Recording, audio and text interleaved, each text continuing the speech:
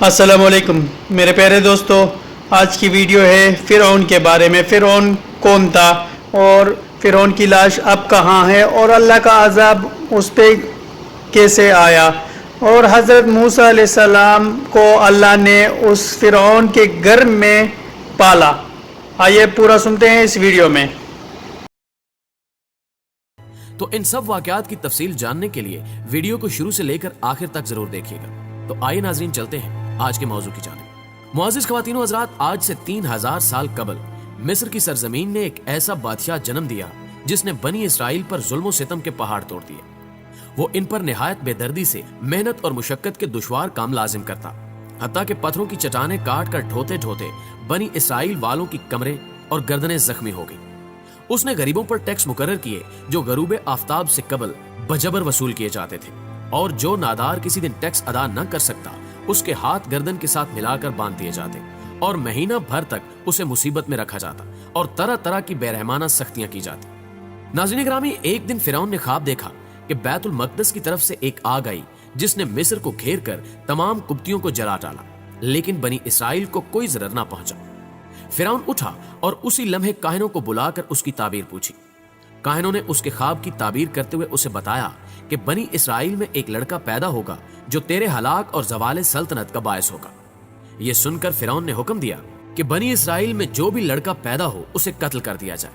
چنانچہ حکم کی تعمیل کی گئی اور دائیاں تفتیش کے لیے مقرر ہوئی۔ 12,000 یا ایک روایت کے مطابق 70,000 لڑکے قتل کر ڈالے گئے اور 90,000 حمل گرا دیے گئے، اور اوپر سے مشیت الہی یہ ہوئی کہ اس قوم کے بوڑھے جلد جلد مرنے لگے۔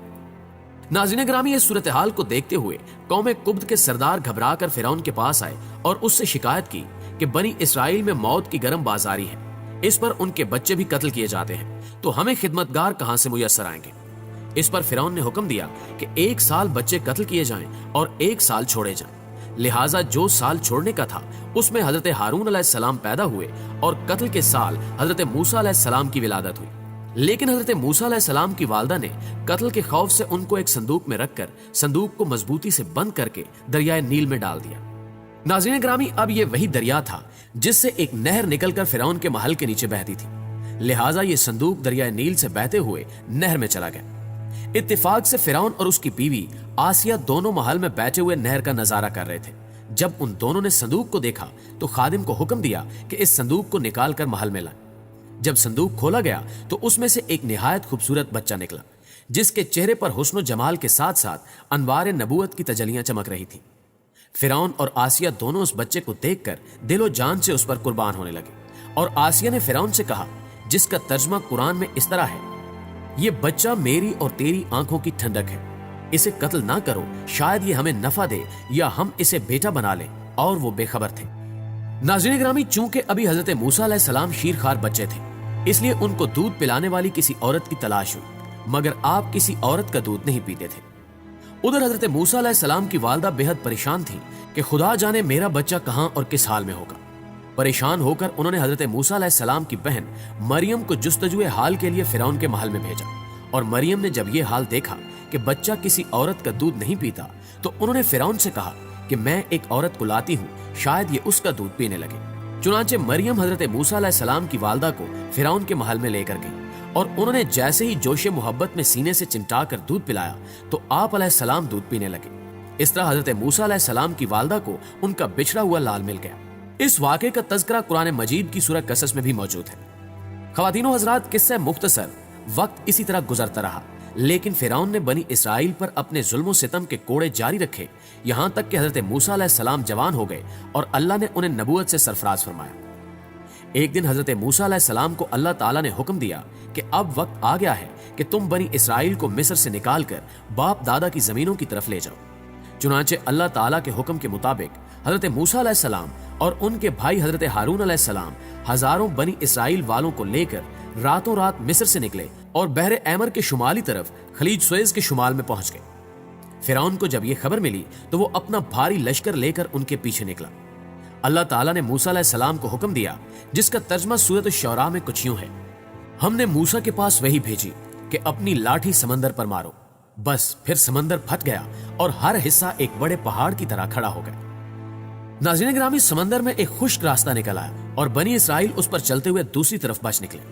फिरौन का लश्कर भी ये देखकर उनके पीछे पीछे चलने लगा, मगर जैसे ही तमाम लश्कर दरिया के दरमियान में पहुंचा, दरिया का पानी आपस में मिल गया और तमाम लश्कर गर्क हो गया सिवाय फिरौन की लाश के। जब फिरौन गर्क होने लगा तो मलाइका अजाब लिए सामने नजर आने लगे तो कहने लगा कि मैं उसी एक वाहदहुल्ला शरीक पर ईमान लाता हूं, मगर अल्लाह की तरफ से जवाब दिया गया, अब ईमान लाता है, हालांकि तू पहले नाफरमानी करता रहा और मुफसिद बना रहा, तो आज हम तेरे बदन को दरिया से निकाल लेंगे ताकि तू पिछलों के लिए इबरत हो, और बहुत से लोग हमारी निशानियों से बेखबर हैं।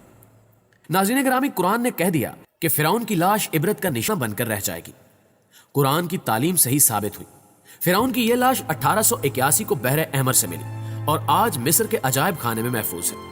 फिरौन ने खुदा होने का दावा किया और अल्लाह ताला ने उसे गर्क करके उसकी लाश को निशाने इबरत बना दिया। फिरौन की लाश की लंबाई 20 सेंटीमीटर है, लेकिन हैरत अंगेज तौर पर फिरौन की लाश जो 1235 कबल अज मसीह में समंदर में डूब गई थी, आज 3116 साल समंदर में पड़े रहने के बावजूद बगैर गले सड़े महफूज है। ये वाकया इस बात का सबूत है कि कुरान मजीद एक इल्हामी किताब है।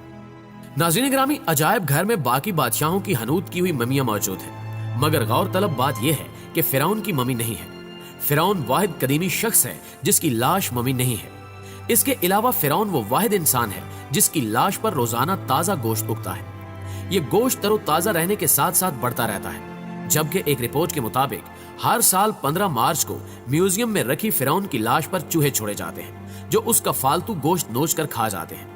इसके बाद दोबारा लाश की ड्रेसिंग की जाती है और उसे शीशे में रख दिया जाता है।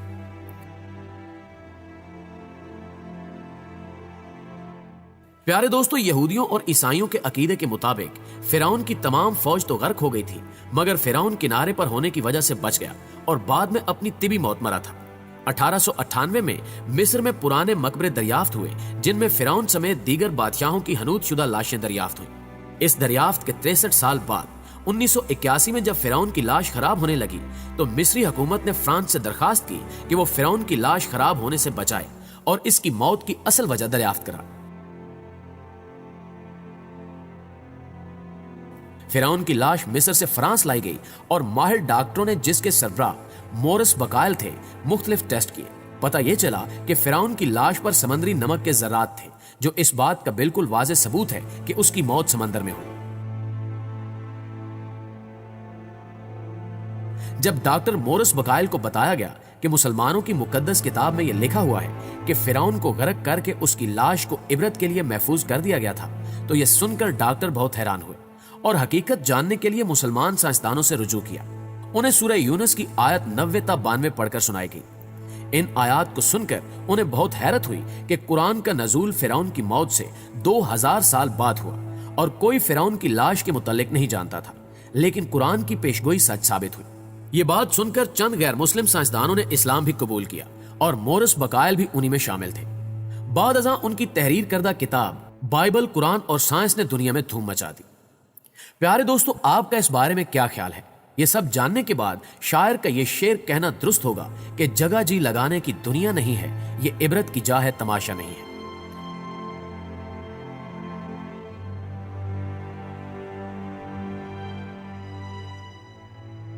आज की वीडियो में बस इतना ही।